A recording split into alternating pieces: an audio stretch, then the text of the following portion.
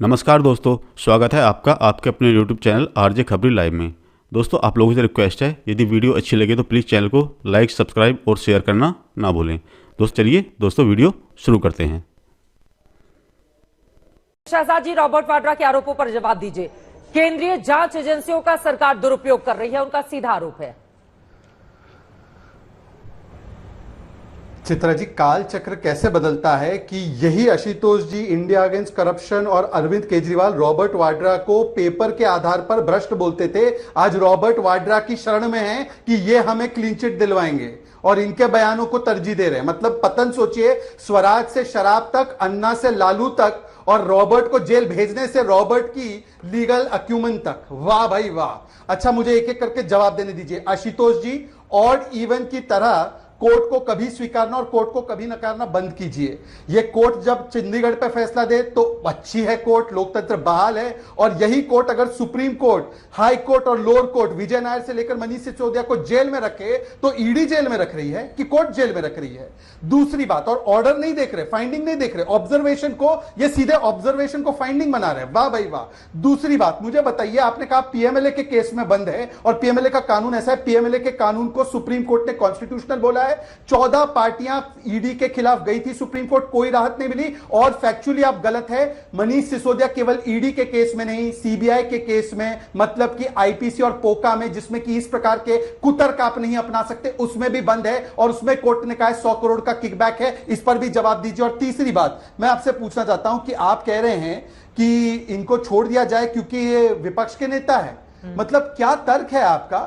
अगर आपके पास कोई सबूत है कि किसी केस में कार्रवाई नहीं हो रही है, आप तो पीआईएल लगाने में एक्सपर्ट है ना, आप लोगों की पूरी मंडली, तो पीआईएल लगाकर कार्रवाई करवाइए। आज 10 साल होने आए, केवल ये आरोप लगाने के अलावा आप लोगों के पास एक केस में पुख्ता सबूत नहीं है जिसमें कि भाजपा का कोई नेता, वरिष्ठ नेता जो भ्रष्टाचार में लिप्त है, उस पर आप कार्रवाई करवाओ। और जहां पर कोर्ट की कार्रवाई हो रही है उसको आप लोग नकारते रहते हैं। और आशुतोष जी, मैं आखिरी बात आपसे पूछना चाहता हूं कि लालू तो 4 बार कन्विक्टेड है। ये लालू के साथ गठबंधन करने वाले दूसरों को भ्रष्टाचार पर अब यहां पर उपदेश सुना रहे हैं। अभी केजरीवाल पर ही लालू जी के साथ गठबंधन करने के लिए प्रियंका कक्कड़, आशुतोष जी आऊंगी। प्रियंका जी बहुत देर से हमारे साथ जुड़ी हुई हैं, एक भी टिप्पणी उनकी नहीं हो पाई है क्योंकि शहजाद की पूरी बातचीत मेरे को लेकर हो रही है, इसलिए मुझे इसका जवाब देना चाहिए। प्रियंका जी, मैं तो सीधा सा सवाल पूछता हूं, क्या प्रधानमंत्री जी ने गलत कहा जब दमोह में उन्होंने कहा कि 70,000 करोड़ के आरोप अजीत पवार के ऊपर है?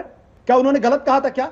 क्या आदर्श घोटाले का जिक्र अशोक चौहान के बारे में गलत कहा था? जवाब देता प्रधानमंत्री की मैं तो किसी शहजाद पूना वाला कोर्ट नहीं कर रहा हूं, मैं तो सीधे प्रधानमंत्री जी को कोर्ट कर रहा हूं। आप आदर्श घोटाले के बारे में बातचीत करिए और अशोक चौहान को पार्टी में शामिल कर लीजिए। आप 70,000 घोटाले की बात करें, अजीत पवार को पार्टी में शामिल कर लीजिए। और छगन भुजबल जो जेल जाते हैं उनकी फाइल गायब हो जाती है, किसी शुभेंद्र अधिकारी के खिलाफ जांच आगे नहीं बढ़ती है।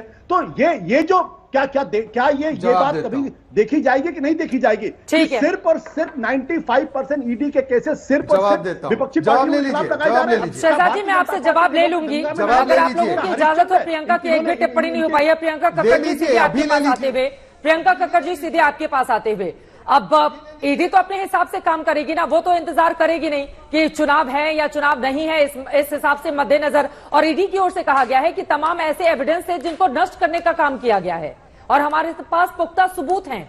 ईडी ने बहुत अच्छा काम किया है, उन्होंने खुद अपनी तारीफ भी की है कोर्ट में।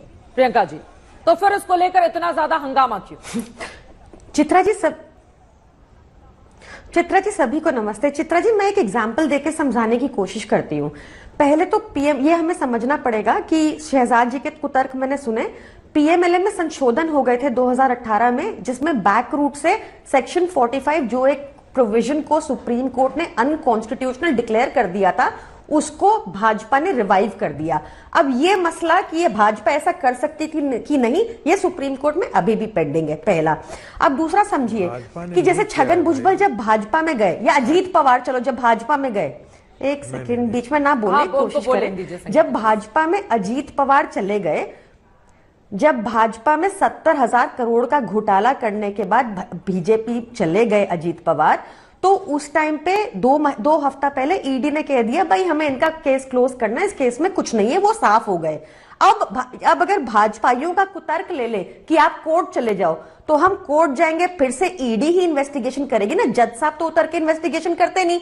अब ईडी ने अगर एक केस को क्लोज कर दिया है तो वो क्या कहेगी, हाँ हाँ हमसे गलती हो गई, हम दोबारा से रीओपन करने को तैयार हैं। अरे आप तो ये बड़े कुतर्क नेताओं है। को भी तो राहत एक नहीं फाइल मिल रही है क्लोज ना हो गई है, इस पूरे मामले में। अब मनीष सिसोदिया 13 महीने से जेल में है, 6 महीने हो गए हैं संजय सिंह को। दूसरी तरफ एक हवाला मामले में सत्येंद्र जैन को भी राहत नहीं मिली है।